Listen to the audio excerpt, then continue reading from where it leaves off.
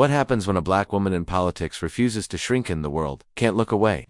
The insult was loud, but her silence that split second before she responded was what made the room freeze.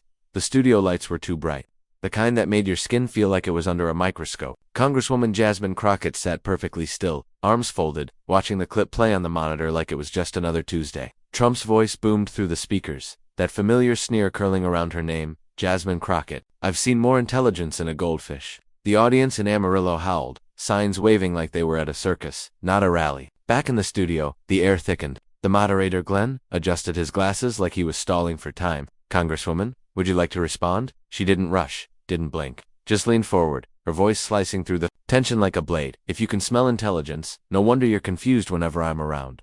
The room erupted not in chaos, but in something sharper, recognition. Glenn coughed into his fist to hide a laugh. The Republican strategist across the table, Andy, went stiff, like he'd been slapped with a fact he couldn't spin. And in the control room, an intern already had her phone out, recording the unedited clip through the glass. Within minutes, it wasn't just a comeback, it was a reckoning. By sunset, the internet had turned her words into a weapon. Memes splashed her face over Wonder Woman's body. TikTok teens lip-synced her quote in pajamas. A makeup artist in Minnesota stitched it over a tutorial, calling Crockett her new moral compass. Even Kerry Washington shared it with a single word, precision. But virality is a double-edged sword. Conservative blogs twisted it into Crockett's crude insult. Fox News panels debated whether she'd sunk to Trump's level, as if speaking clearly was a sin. The backlash wasn't just digital. Her district office got packages glitter bombs, threats scrawled in Sharpie. One caller hissed, "Watch your back." But the worst part, the tone policing.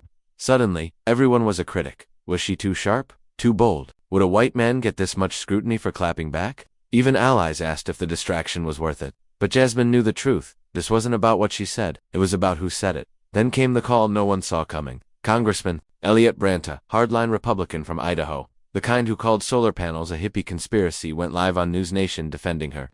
She answered a crude insult with intelligence, he said, jaw set.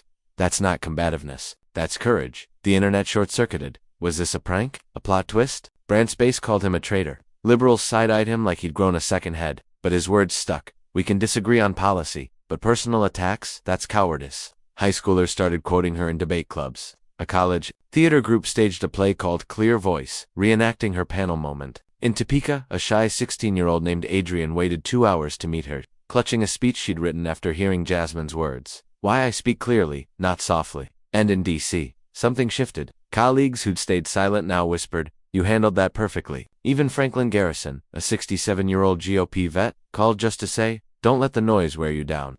2 months later, Jasmine sat in the same chair, under the same lights. Glenn asked the question everyone wanted answered, "Any regrets?" She didn't hesitate. No. Civility doesn't mean silence. This time, even Andy Keller admitted, "You started a conversation we weren't having." And as she walked out, a cameraman stopped her. "My daughter writes speeches now. Says she wants to be unapologetically smart like you." So here's the thing. Why does it still shock us when a black woman refuses to bend? When her truth goes viral? Is it inspirational? A mirror forcing us to see what we've normalized? Comment below. When have you seen someone's unapologetic truth change the room?